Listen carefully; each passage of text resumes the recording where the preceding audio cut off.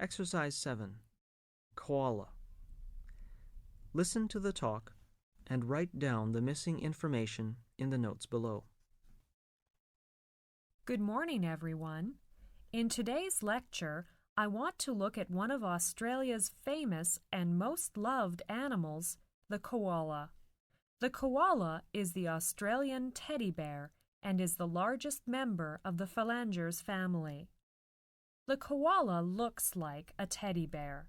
It is 2.5 feet long, with ears seeming as if they were stuck on, beady eyes, and no tail. Its dense, woolly fur is blue-gray in color and was used commercially for fur until koalas were almost exterminated. They are pouched mammals, of course not bears at all, but closely related to the phalangers. Koalas spend most of all their lives in the eucalyptus trees, feeding on their leaves. Their toes are armed with sharp claws, and their fingers are divided into 2 groups. The split in the hand, coming between the index and middle finger, instead of between thumb and fingers as in our hand. The great toe is thumb-like. All of these features aid in climbing. Koalas, although usually slow and deliberate in movement, are able to spring from one upright branch to another with surprising skill. Their babies are carried in the pouch at first.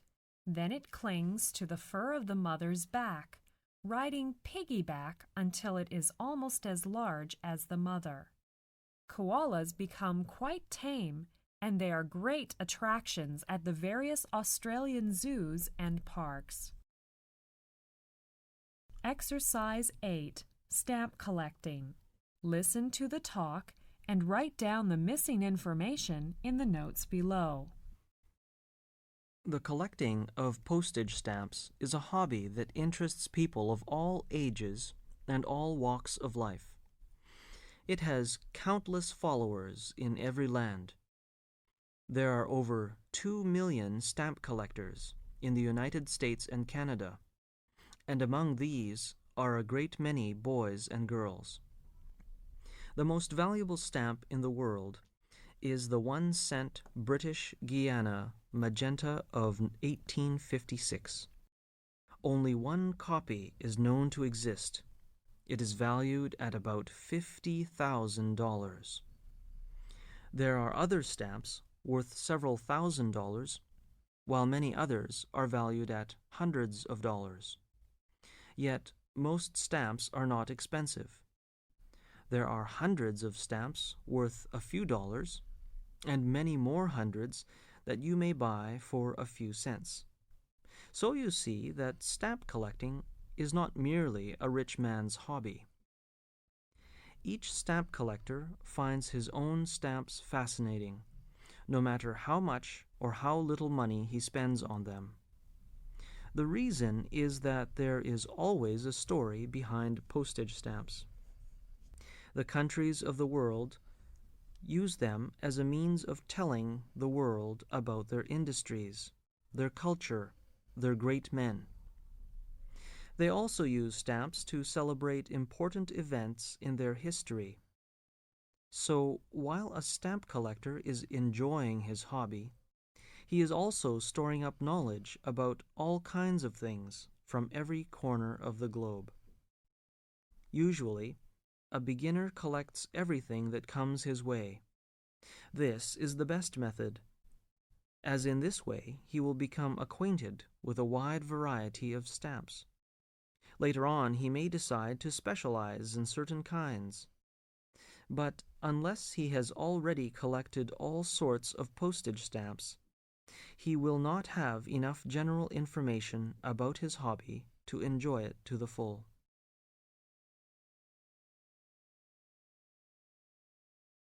Exercise 9. Get the right food to stay slim. Listen to the talk and fill in the missing information in the form. Good morning, everyone, and welcome to our regular program on health issues. Today I'm going to talk about ways of staying healthy and slim.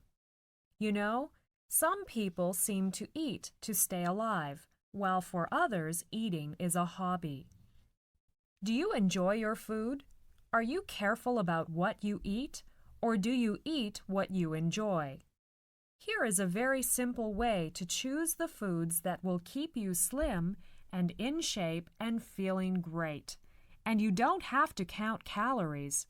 Let's divide the main types of foods into 3 groups according to their calorie concentration.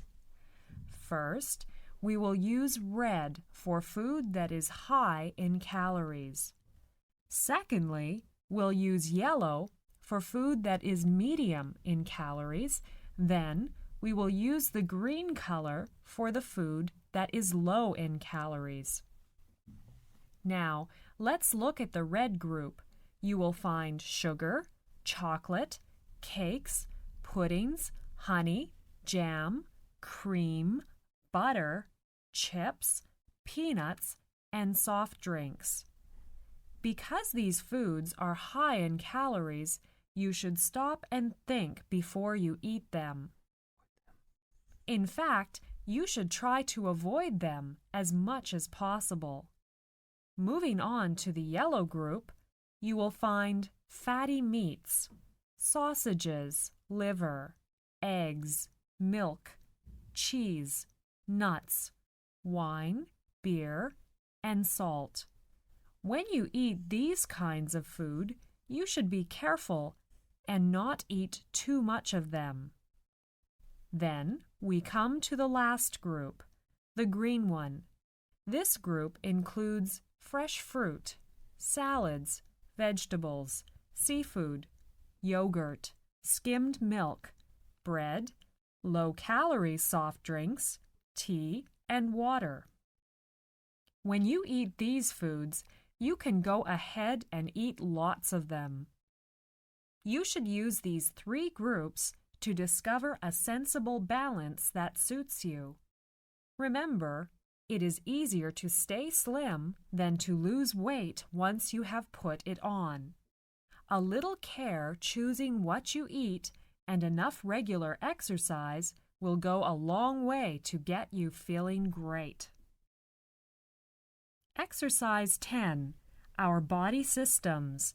Now listen to the talk about our body systems. As you listen, write down the missing information in the notes below. Our body is a wonderful machine.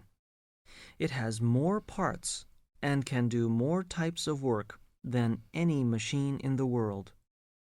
That is why we say that man is the supreme living thing in this world.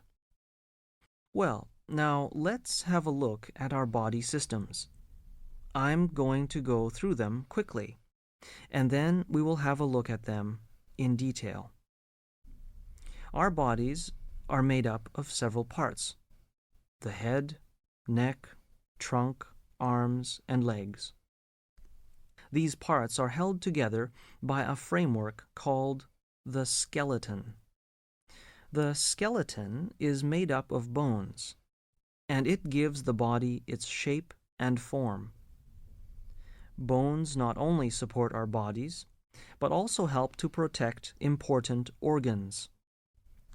The skull protects the brain. The ribs protect the lungs and heart. The hips protect part of the food canal. The spine protects the spinal cord. There are different types of bones in our bodies. The main support of the body is the backbone or spine. It is made up of a long row of small bones joined to one another. It is found only in the neck and trunk. The bones of our body are hard, white, and strong. When a bone breaks, new cells begin to grow at the broken ends. More and more new cells are formed until finally the broken ends meet and join together. To find out if a bone is broken, the doctor uses an X-ray machine. This machine can photograph the inside of the body. The photographs it takes are called X-ray photographs. The ribs can be seen clearly from it. There are more than 600 muscles in your body. They make up the flesh that lies between the skin and the skeleton. Muscles can contract and relax. Their contraction and relaxation cause body movements. They also push food through the body and make the blood circulate. Now let's see the nervous system. It is made up of 3 parts: the brain, the spinal cord, and the nerves. All parts of the body are connected to the brain by nerves. Nerves act like telegraph wires. They carry messages from the different parts of the body to the brain. Then the brain decides on what to do, and it sends messages back to the appropriate parts of the body. This system controls all muscle movement and also controls your senses. So the nervous system is very important because without it, we will not be able to feel, smell, taste, hear, and see. The brain is the most important part of the nervous system. It controls the movements of the body and sends out instructions to all parts of the body. Exercise 11. Inventor of the telephone. Now listen to the first part of the talk about the inventor of the telephone. As you listen to the talk, write down the missing information in the notes below. Today, people can talk to each other even if they are thousands of miles apart. They can hear each other as clearly as if they were in the same room. The man who made this possible was Alexander Graham Bell. His invention is the telephone. The telephone sends the human voice from one end of the world to the other. Bell is famous not only as an inventor. He is also well known as a writer of books to help people who cannot speak or hear. He was a teacher of such people. This made him interested in sound. This interest led to his invention. Alexander Bell was born in Edinburgh, Scotland, in 1847. As a boy, he was interested in inventions. He went to the universities of Edinburgh and London. His father and grandfather had both been teachers of deaf people. His father had worked out a system of visible speech. That is a system by which a deaf person can see what people say by reading their lips. Bell learned this system. He soon became a teacher of the deaf, and he opened his own school for deaf people in Canada. Through his teaching, Bell became interested in the sound of the human voice. He thought that it should be possible to send sound across a distance. That is what the word telephone means, far sound. With his assistant, Thomas A. Watson, he worked day and night on this idea. They strung wires across several rooms. Each time when they thought that they had found a way, they tried to talk through the wires. Each time they were disappointed. After each failure, they made some changes and tried again. Exercise 12. Inventor of the telephone. Now listen to the second part of the talk about the inventor of the telephone and fill in the missing information in the notes below. Then one day, in June of 1875, Watson, who was downstairs, heard Bell's voice from the attic. "Mr. Watson, please come here. I want you." Watson was so excited that he ran upstairs crying. "I heard you, Mr. Bell. I heard you clearly." On that day, the telephone had been invented. The words Bell spoke to Watson was the first telephone message ever sent. Bell and Watson continued to work to improve the telephone. The first long-distance, two-way telephone conversation took place later that same year. It was between Boston and Cambridge, Massachusetts, a distance of 2 miles. In 1877, a telephone company was formed.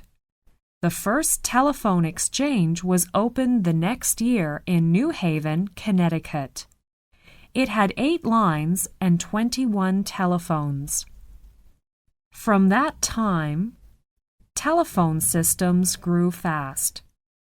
2 years later, there were over 47,000 telephones in the United States. The telephone spread rapidly, both here and in Europe. Bell lived to see millions of telephones used all over the world. He had the joy of speaking from coast to coast by telephone. He died shortly before telephone service across the ocean was established. His invention brought him wealth and great honors. He was given many medals and honorary degrees. His invention has often been called one of America's greatest gifts to the world. When Alexander Graham Bell died on August 2, 1922, all the telephones in the United States were silent for 1 minute in memory of a great man.